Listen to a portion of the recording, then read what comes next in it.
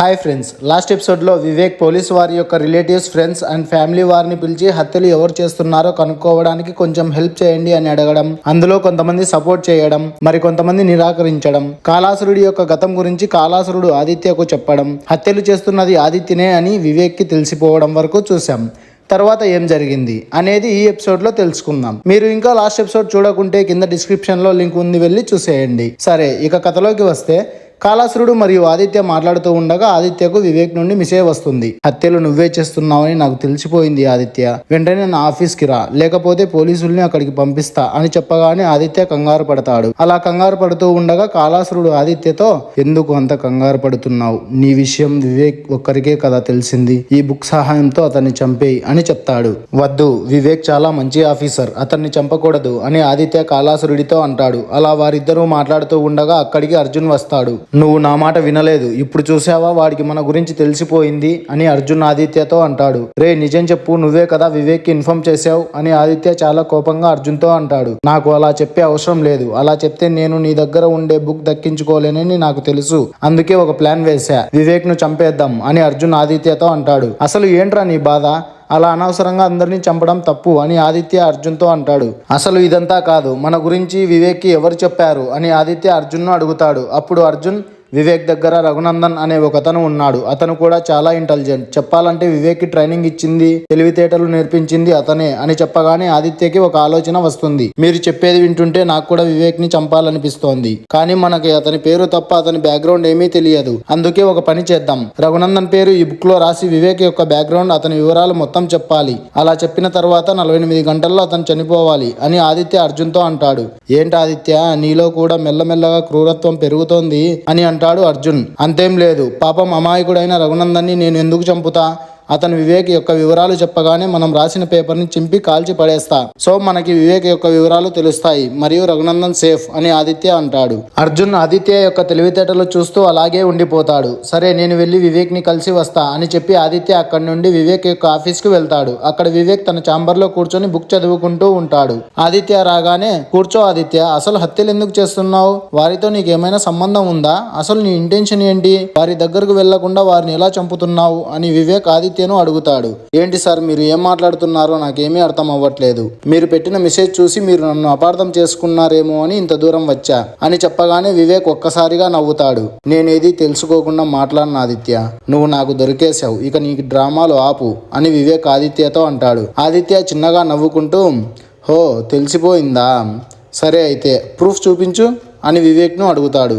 ఆ ప్రూఫ్స్ లేవు కాబట్టే ఇంకా నువ్వు నా ముందు ఇలా కూర్చొని మాట్లాడుతున్నావు, లేకపోతే ఈ పాటికి నీకు చుక్కలు చూపిస్తుంది అని వివేక్ కొంచెం బేస్ వాయిస్తో అంటాడు. నువ్వే చేస్తున్నావని తెలుసు, బట్ ఎలా చేస్తున్నావనే తెలియదు, ఒకవేళ తెలిస్తే మాత్రం నిన్ను నా నుంచి ఆ దేవుడు కూడా కాపాడలేడు అని వివేక్ ఆదిత్యతో అంటాడు. ఆదిత్యకు నిదానంగా భయం మొదలవుతుంది. అయినా సరే, ప్రూఫ్ దొరికినప్పుడు కదా నువ్వు నన్ను పట్టుకునేది, చూద్దాంలే అని ఆదిత్య అక్కడి నుండి వెళ్ళిపోతాడు. వివేక్ ఆదిత్యలోని కాన్ఫిడెన్స్ కి, అసలు వీడు ఇంత కాన్ఫిడెంట్ గా ఎలా ఉన్నాడు, ఈ కేసు నిజంగా చాలా థ్రిల్లింగ్ గా ఉంది అని తనలో తానే అనుకొని రఘునందన్ ఇచ్చిన డీటెయిల్స్ ఫైల్ ని ఓపెన్ చేసి చూస్తూ ఉంటాడు. ఇటు చూస్తే ఆదిత్య ఇంటికి వెళతాడు. అక్కడ అర్జున్ ఆదిత్య కోసం వెయిట్ చేస్తూ ఉంటాడు. ఏంట్రా ఏమైంది, అతను ఏమన్నాడు, అసలు అక్కడ ఏం జరిగింది అని ఆగకుండా క్వశ్చన్స్ అడుగుతూనే ఉంటాడు. కాసేపు ఉంటావా, చెప్తా కదా, అంత తొందర ఎందుకు అని ఆదిత్య జరిగిందంతా అర్జున్ కి చెప్తాడు. అర్జున్ గుండెల్లో భయం ఇంకా ఎక్కువ అవుతుంది. నేను అందుకే చెప్పా, ఫస్ట్ వివేక్ ని చంపేద్దామని, నువ్వే వినకుండా ఇప్పుడు మన ముగింపుకి తెచ్చావు అని అర్జున్ ఆదిత్యను తిడతాడు. సర్లేరా, ఇప్పుడు నువ్వు చెప్పినట్టే చేద్దాం, కానీ మనకు వివేక్ యొక్క పేరు మాత్రమే తెలుసు,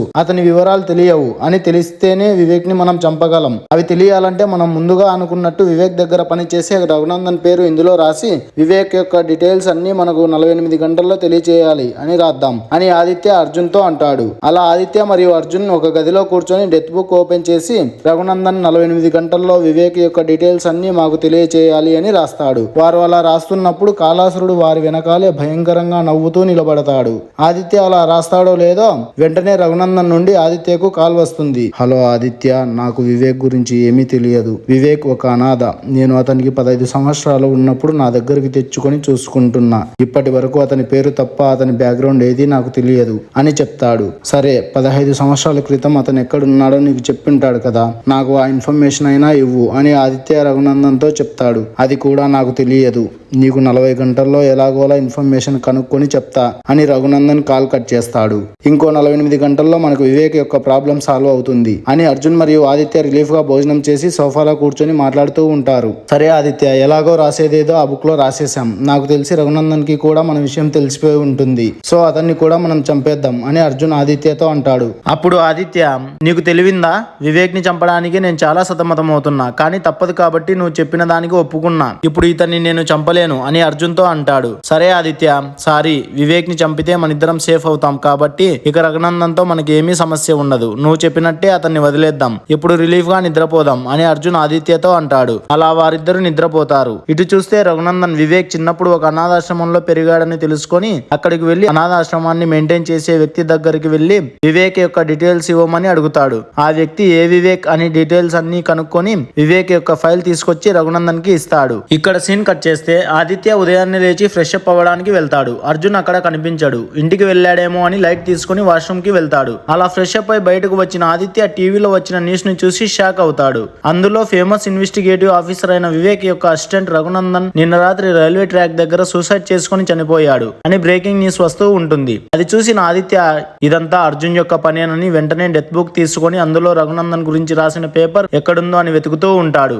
కానీ అది అక్కడ ఉండదు. అప్పుడే మనకి అండ్ ఆదిత్యకి అర్థమవుతుంది అర్జున్ ఆ పేపర్ ని తీసుకొని రఘునందన్ వెంటనే చనిపోవాలని రాసి ఉంటాడని. ఆదిత్య కోపంగా అర్జున్ దగ్గరికి కారులో వెళ్తూ ఉంటాడు. సడన్ గా అతనికి ఎదురుగా ఒక కారులో వివేక్ వచ్చి ఆదిత్య కారుకు అడ్డంగా పెడతాడు. ఆదిత్య భయంతో కారు దిగి ఒక కన్స్ట్రక్ట్ అయ్యే పెద్ద బిల్డింగ్ పైకి పరిగెడుతూ ఉంటాడు. వివేక్ కూడా అతని వెనకాలే ఆదిత్యను వెంటబడుతూ ఉంటాడు. అలా వారిద్దరూ కన్స్ట్రక్ట్ అయ్యే బిల్డింగ్ పైన 50th ఫ్లోర్ కి వెళ్తారు. ఇక తప్పించుకోవడానికి దారి ఉండదు. ఆదిత్య అక్కడే ఆగిపోతాడు. వివేక్ ఆదిత్య ఎదురుగా నిలబడి, చాలా తప్పు చేశావు ఆదిత్య, మా అంకుల్ని చంపి చాలా పెద్ద తప్పు చేశావు. నేనేమి చేయలేదు, ఒకసారి నేను చెప్పేది విను, అసలు మీ అంకుల్ ఎలా చనిపోయాడో నాకు తెలియదు అని చెప్తూ ఉండగానే వివేక్ ఆదిత్య దగ్గరకు వచ్చి గట్టిగా ముఖం పైన కొడతాడు. అలా వారిద్దరి మధ్య పెద్ద గొడవ జరుగుతూ ఉంటుంది. సడన్ గా అక్కడికి అర్జున్ కూడా వస్తాడు. అర్జున్ అక్కడికి రాగానే ఆదిత్య అర్జున్ వైపు చూసి, చూసావారా ఇప్పుడు నీ వల్ల నేను ఎంత ఇబ్బంది పడుతున్నానో అని బాధతో చెప్తాడు.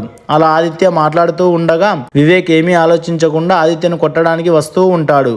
అలా వస్తూ ఉన్న వివేక్ ని అర్జున్ ఒక రాడ్ తీసుకుని వివేక్ యొక్క తలపైన కొడతాడు. అంతే, వివేక్ కళ్ళు తిరిగి కింద పడిపోతాడు. అర్జున్ భయంకరంగా నవ్వుకుంటూ, నువ్వేమీ భయపడకు, ఇంకో 40 గంటల్లో నీకు ఆ బాధ ఉండదు అని ఒక విధంగా చెప్తూ ఉంటాడు. అతని మాటల్లో తేడా గమనించిన ఆదిత్య, ఎందుకురా అలా అంటున్నావు, ఏం చేసావు, నిజం చెప్పు అని అర్జున్ ని అడుగుతాడు. ఎందుకంటే ఆ బుక్ లో నీ పేరు రాశా అని చెప్పేసరికి ఆదిత్యకి ఫ్యూజ్ ఎగిరిపోతాయి. ఎంత పని చేసావురా, ఎందుకు అలా చేసావు అని అడుగుతాడు ఆదిత్య అర్జున్ ని. నాకు ఆ డెత్ బుక్ కావాలి, దానికోసం నేనేమైనా చేస్తా. మరి నిన్న రాత్రి తీసుకుని వెళ్ళొచ్చు కదా, పేపర్ ఎందుకు చింపుకొని వెళ్ళావు? నేను తీసుకొని వెళ్ళాలని ట్రై చేశా, దాన్ని తీసుకొని కారులో వెళ్లి కూర్చున్నా, అది మాయమై మళ్ళీ నీ రూమ్ లోకే వచ్చింది. ఎన్నిసార్లు అలా చేసినా అదే రిపీట్ అవుతోంది. అలా కంటిన్యూస్ గా నేను చేస్తున్నప్పుడు ఆ బుక్ లో ఒక కొత్త రూల్ మెరుస్తూ కనపడింది. అదేంటంటే ఆ బుక్ ని ఎవరైనా దొంగలించాలని చూసినా అది మాయమై ఇప్పుడు ఉండే ఓనర్ దగ్గరికే వస్తుంది.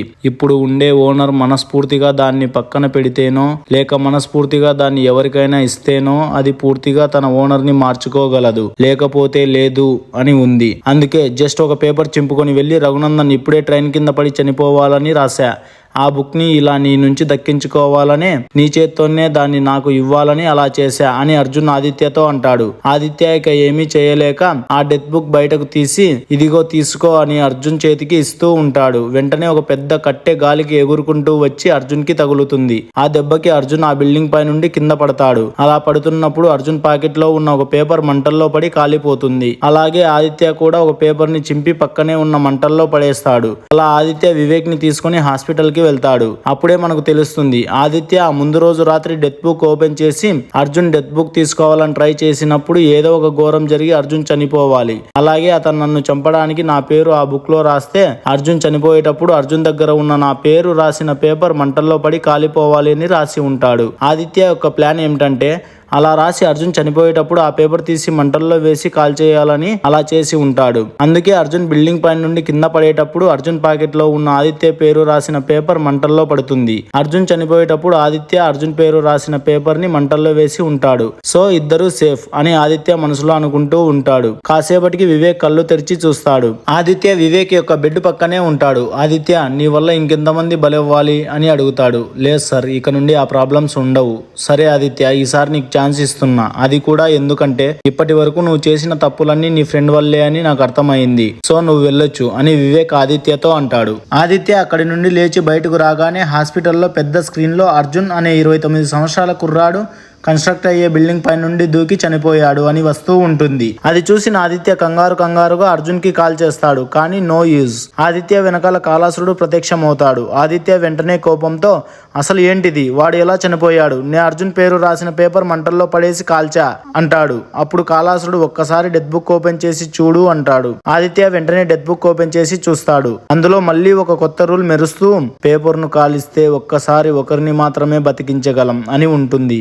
అందుకే ఫస్ట్ ఆదిత్య పేరు రాసిన పేపర్ మంటల్లో పడి ఉంటుంది కాబట్టి ఆదిత్య బతికి బయటపడతాడు. ఆదిత్య వెంటనే కాలాసురుడి వైపు తిరిగి ఇదంతా నీ వల్లే జరిగింది, నాకు ఇలాంటి రూల్ ఒకటి ఉంది అని నువ్వు చెప్పలేదు, ఈ బుక్ లో ముందే రాసి లేదు, ఇందుకు నువ్వు తప్పకుండా అనుభవిస్తావు, నెక్స్ట్ నేను నీ పేరే రాస్తా అని ఆదిత్య కాలాసురుడితో అంటాడు. అప్పుడు కాలాసురుడు నీకు నా గతం గురించి తెలుసు, కానీ నా పేరు నిజంగా కాలాసురుడని నీకు తెలుసా అని గట్టిగా నవ్వుకుంటూ మాయమైపోతాడు. అప్పుడు ఆదిత్యకు అర్థమవుతుంది ఈ బుక్ వల్ల నష్టం తప్ప లాభం లేదని. ఇక ఆదిత్య ఆ బుక్ ని తీసుకొని ఒక అడవిలో గుంత తీసి ఆ గుంతలో పూడ్చి పెడతాడు. ఆదిత్య ఒక వారం తర్వాత ఎందుకో డౌట్ వచ్చి ఆ గుంతని ఓపెన్ చేసి చూస్తాడు. ఆ బుక్ అక్కడ ఉండదు, ఎక్కడికో మాయమై ఉంటుంది. ఆదిత్యకు అప్పుడు అర్థమవుతుంది ఒక వారం రోజులు దీన్ని ఎవరూ ముట్టుకోకుండా పక్కన పెడితే 8వ రోజు ఇది వేరే వారి దగ్గరకు అదంతా కదే చేరుతుంది అనే విషయం గుర్తొస్తుంది. ఏదైతేనేం నాకు ఈ బుక్ వల్ల వచ్చే నష్టాలు ఇప్పటి నుండి ఉండవు, నేను మా నాన్న ప్రశాంతంగా ఉండొచ్చు అని మనసులో అనుకుంటాడు. ఆ డెత్ బుక్ యొక్క వేట కొనసాగే అవకాశాలు ఎక్కువగా ఉన్నాయి. సో జాగ్రత్త, బహుశా ఆ డెత్ బుక్ మీ దగ్గరికే రావచ్చు. ఈ మరణ పుస్తకం యొక్క సిరీస్ లో ఇదే ఫైనల్ ఎపిసోడ్. ఈ ఎపిసోడ్ మీకు నచ్చినట్లయితే లైక్, షేర్ చేసి నెక్స్ట్ వచ్చే సిరీస్ మిస్ అవ్వకూడదు అనుకుంటే మన ఛానల్ని సబ్స్క్రైబ్ చేసి బెల్ ఐకాన్ ఆన్ చేయండి. ఓకే బాయ్ ఫ్రెండ్స్, నెక్స్ట్ సిరీస్తో మళ్ళీ కలుద్దాం.